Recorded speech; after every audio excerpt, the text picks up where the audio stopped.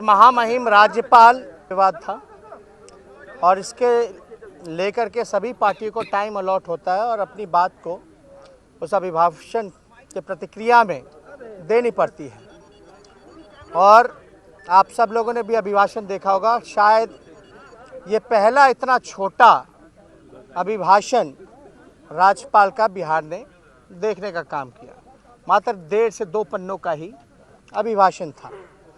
अभिभाषण जो होता है राज्यपाल का, वो सरकार का क्या विजन है, क्या रोड मैप है और किस दिशा में सरकार अगले 5 साल काम करेगी, उसको लेकर के होता है। इससे समझ में आता है।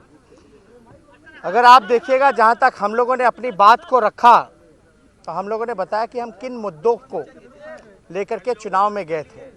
पढ़ाई, दवाई, कमाई, सिंचाई, सुनवाई और कार्रवाई वाली सरकार, भ्रष्टाचार का मामला हो या बड़े कारखाने की बात हो, किसान की बात हो, स्वयं सहायता समूह की बात हो, मजदूरों की बात हो, कोरोना की बात हो, एक पॉजिटिव कैंपेन हम लोगों ने चलाया।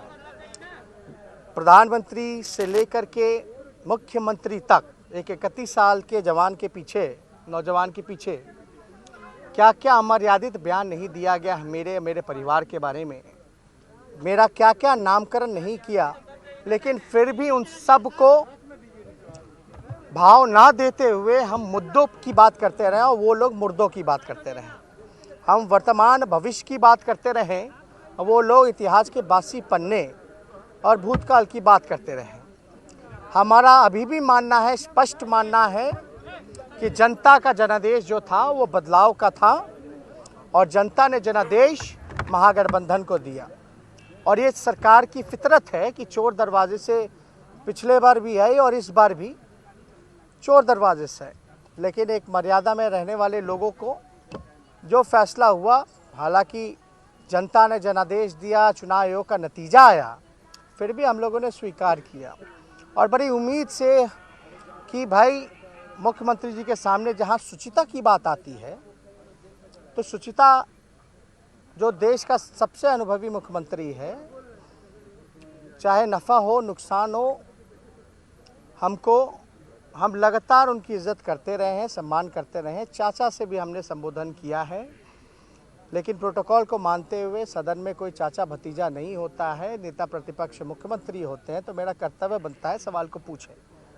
लेकिन चुनाव के दौरान कुछ लोग आपा खो रहे थे, अपना भड़ास निकाल रहे थे, बच्चे गिन रहे थे। तो मेरे अगर सवाल को लेकर के उन्हीं का कोट करते हुए हमने बोला था, सब लोगों ने सुना था, देखा था, वीडियो क्लिप भी है कि मुख्यमंत्री कह रहे थे कि बेटे के चाह में जो है बेटियां पैदा करते रह गए। तो हमने भी ये जवाब दिया कि ये मर्यादा और एक जहाँ तक बात की जाए तो ये शोभा नहीं देता किसी मुख्यमंत्री को और सबसे अनुभवी मुख्यमंत्री को कि आप बच्चे के बारे में या मेरे परिवार की बहनों को आप राजनीति में परामर्श में आप घसीट के लेकर के आएँ। कहने के लिए तो लोग ये भी कह सकते हैं कि भाई आप एक संतान के बाद आपने डर के कारण बेटी ना पैदा हो जाए इसलिए आपने जो है दूसरा संतान पैदा नहीं किया। लेकिन हमने तो चुनाव के दौरान नहीं कहा, या उनको याद भी दिलाया कि ऐसी बात अगर लालू जी में होती तो हम 2 भाई हैं, मेरे बाद भी एक छोटी बहन है जो आखिरी में है, वो बेटी है, मेरी बहन है। तो हमने तो उन्हीं की बात को याद दिलाया। अगर मेरे बात को प्रोसीडिंग से हटाया गया, प्रस्ताव दिया गया, तो यानी मुख्यमंत्री की हार हुई है। इससे मुख्यमंत्री आप रिकॉर्ड में देख लीजिए ना, आप रिकॉर्ड में निकाल के देखिए। हमने तो यही कहा था उस समय भी, उनके तो एक पुत्र हैं और हैं कि नहीं ये वो अच्छे तरीके से जानते हैं, तो इसमें आपत्ति क्या है? वो तो वही बता पाएंगे, इसमें आपत्ति नहीं होनी चाहिए। इसमें किस बात की है?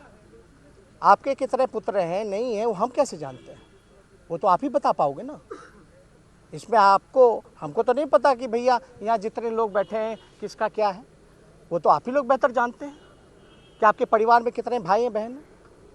हालांकि मुख्यमंत्री का परिवार भी 5-6 भाई बहन है, सिबलिंग्स हैं।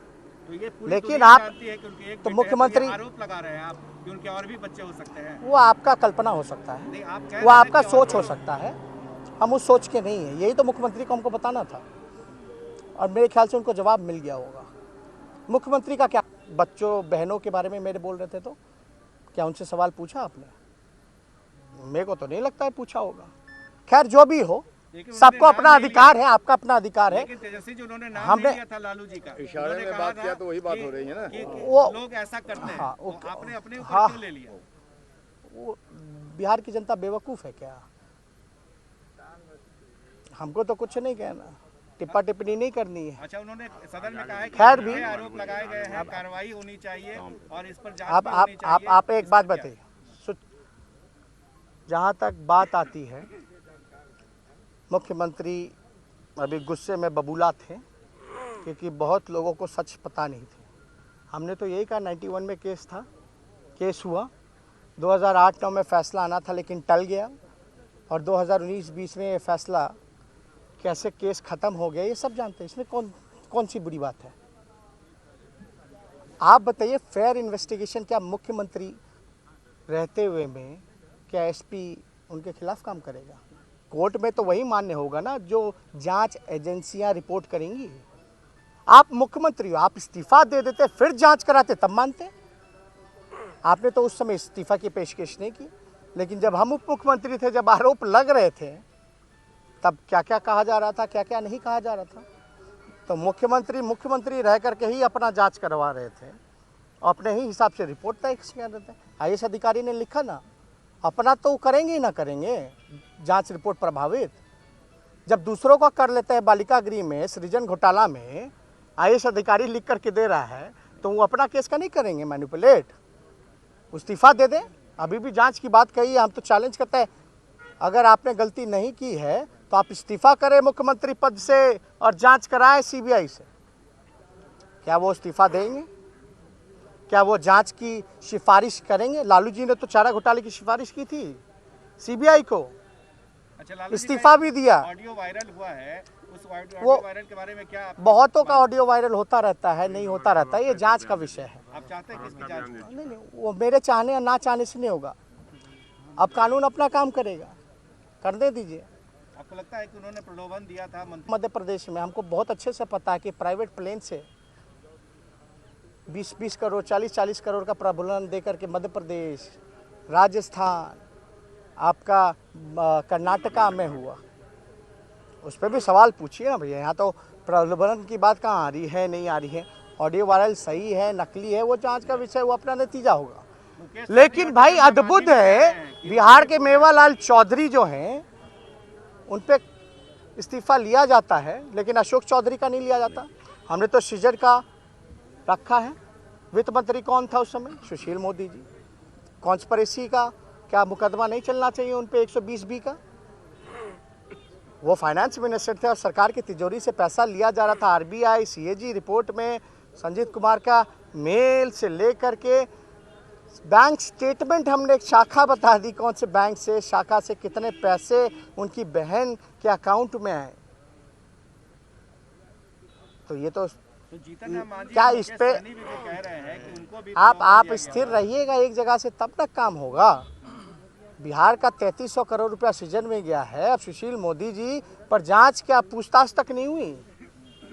क्यों नहीं हो पाई?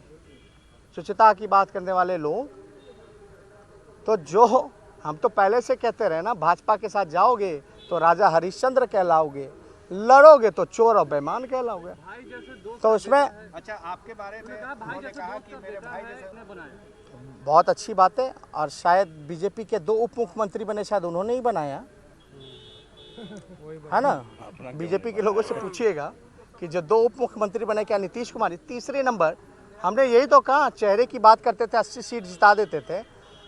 उनके चेहरे पे लड़े तो हम 23,000 से जीते, अपने चेहरे पे लड़े तो 40,000 से जीते, और लगभग उतनी सीटें हमने जिता दी। तो तीसरे नंबर की पार्टी, तो दूसरे नंबर की पार्टी जब जश्न मना रही थी तो क्या क्या ट्वीट कर रही थी वो सबने देखा है। तो सिंगल लार्जेस्ट पार्टी होने के बावजूद भी नीतीश कुमार जी मुख्यमंत्री कैसे बने? स्पीकर का पद भी हम लोगों ने दिया। आज नीतीश कुमार जी की औकात है क्या कि स्पीकर का पद ले पाए? और इन क्या हस्तक्षेप की बात करते थे। एक सवाल है, सुनिए। देखिए सवाल एकदम स्पष्ट है। आज का यही बात है कि भाई सूचिका की बात होगी राजनीति की, तो मुख्यमंत्री को इस्तीफा देना है कि नहीं देंगे, फिर जांच कराएं। जांच की मांग की है। कोरोना में कमेटी बना रहे थे, कमेटी बन रहा था, बता विजय चौधरी दोषी है कि नीतीश कुमार दोषी है?